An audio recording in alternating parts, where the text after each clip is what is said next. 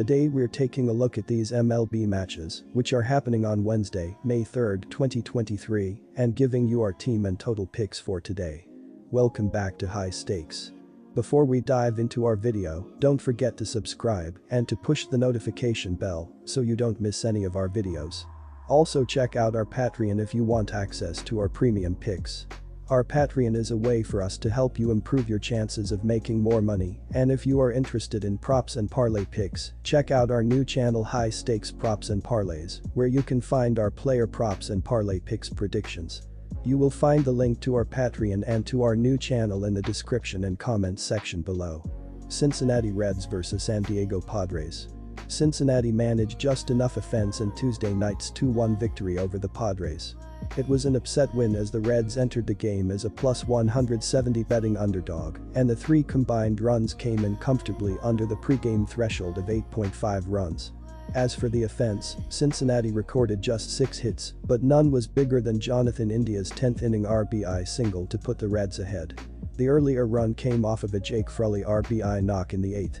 In terms of pitching, Graham Ashcraft made the start and lasted 6.0 innings, allowing just 1 earned run on 6 hits and a walk.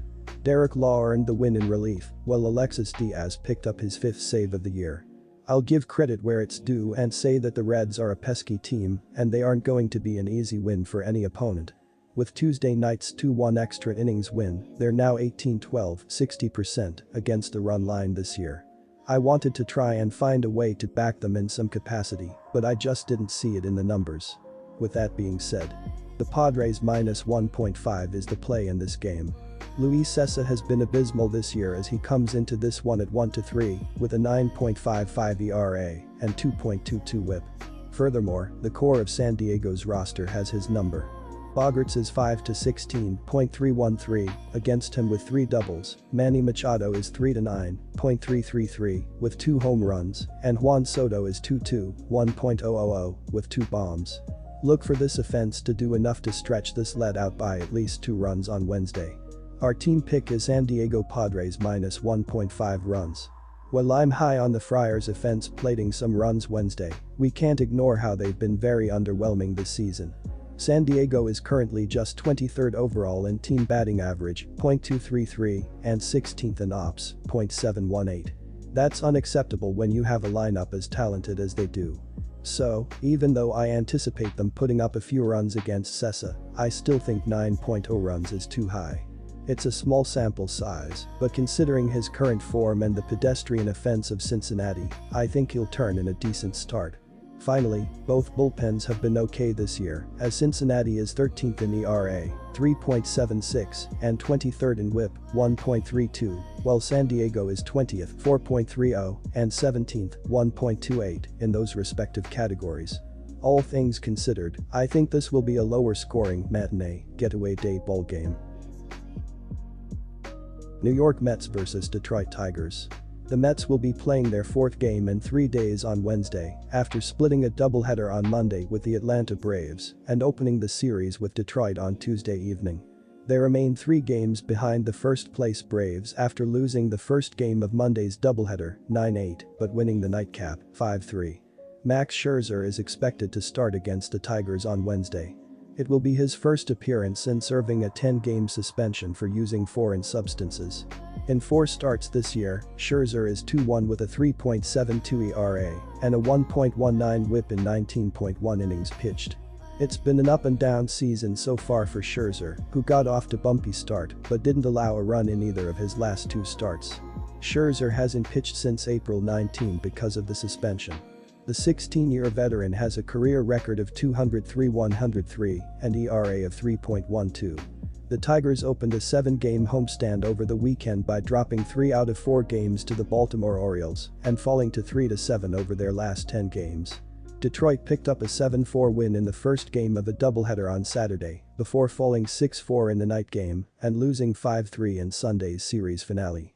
The Tigers opened a 7-game homestand over the weekend by dropping 3 out of 4 games to the Baltimore Orioles and falling to 3-7 over their last 10 games. Detroit picked up a 7-4 win in the first game of a doubleheader on Saturday before falling 6-4 in the night game and losing 5-3 in Sunday's series finale. This is shaping up to be an interesting projection. At first glance, when you see Max Scherzer against Detroit, you think it's going to be a slam dunk for the Mets.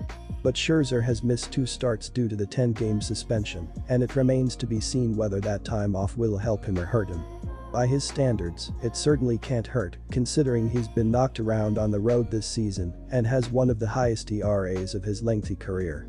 In 3 road starts this year, Scherzer's ERA is over 5.00.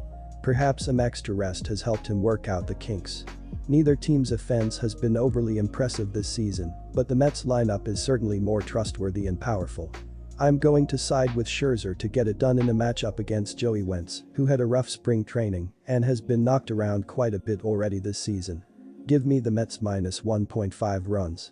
I think the time off can only help Scherzer. I see the over being more likely to hit on Wednesday. If Scherzer's struggles continue, I think this over hits rather easily. Even if he is sharper than he has been so far this season, the Mets have been good enough on the road that the over-under total can still be exceeded. The Mets averaged more than 6 runs per game on their recent 10-game road trip, and Pete Alonso has been one of baseball's most productive batters this year. The bottom line is that neither starting pitcher is off to the start they wanted this year statistically, and it's hard to get behind the under, considering their inflated ERAs and WHIPs. Give me the over. Atlanta Braves vs Miami Marlins. The Braves will be starting right-hander Kyle Wright, who's 0-1 with a 4.86 ERA this season. On the road this season, the righty is 0-0 with a 3.18 ERA, and in his start against Miami this season, he went 3 scoreless innings and struck out 6. In his career against the Marlins, the righty is 2-2 with a 3.33 ERA, while as a pitching staff, Atlanta has a team ERA of 3.60 which ranks 8th. Miami is starting left-hander Braxton Garrett, who's 1-0 with a 2.45 ERA, and in his one start against Atlanta, he also went 3 scoreless innings against the Braves, striking out 3, as a lengthy rain delay didn't allow either starter to continue. In his career against Atlanta, the lefty is 0-2 with a 2.70 ERA. As a pitching staff, they have a team ERA of 4.41 which ranks 15th. I like Atlanta in the second game of this series, and I expect another solid pitching battle, as we saw Wright and Garrett have success through 3 innings before a lengthy rain delay ended their starts. This season, the Braves are 10-3 as the road favorite, and Miami's bats have struggled this season, and I don't like their bats against Wright, who has had a ton of success against the Marlins. Meanwhile, Atlanta mashes left-handers, and although Garrett did well in 3 innings, this Braves lineup is too good once they get a feel for the pitcher. Take the Braves money line. Although Wright and Garrett both went 3 scoreless innings in their first start, I like the over in this one, as I expect the offenses to do better having faced them just a week ago. This season, Atlanta is 17-11-1 in hitting the over, while Miami is just 12-16-1. Yet, in Wright's 4 starts this season, the games are averaging 10 runs per game, while in Garrett's 5 starts this season, the games are averaging 7.2 runs per game. Meanwhile, this season, the games between these 2 teams are averaging 10.25 runs per game in 4 games, as all 4 went over 8 runs. Take the over 8 runs.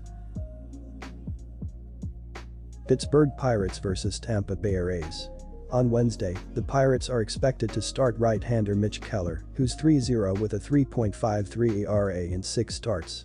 On the road, he's 1-0 with a 4.08 ERA this season and has faced plenty of good lineups this season. As a pitching staff, meanwhile, the Pirates have a team ERA of 3.55 which ranks 7th. Tampa Bay will be starting left-hander Shane McClanahan, who has been excellent this season, as he's 5-0 with a 2.12 ERA.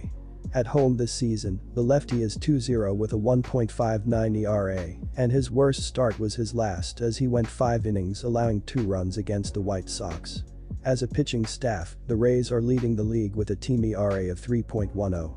This should be a great series between the best 2 teams in baseball, and this game, especially as Keller and McClanahan are 2 of the best pitchers right now. Both teams have been solid offensively, but I give the Rays the advantage here due to the fact they are at home. Tampa Bay is 14-2 at home and is 19-10 on the run line overall and 11-5 on the run line at home. McClanahan has pitched this Pirates team well, and I expect him to have another solid outing with the Rays getting timely hits and using small ball to get key runs and the win. Take the Rays on the money line. The under is the way to go in this matchup, even though the Pirates and Rays are two of the best defenses in baseball. McClanahan and Keller are two of the best starters, and in McClanahan's last 5 starts, he is allowing just 1.6 runs per start, while Keller is allowing 2 runs per start, which is why I like the under. Although the Rays put up 12 and 14 runs on their own against the White Sox, the Pirates have a much better pitching staff to really limit the offense. I expect a low-scoring game that ends 4-1, 3-2 and helps the under cash. Take the under.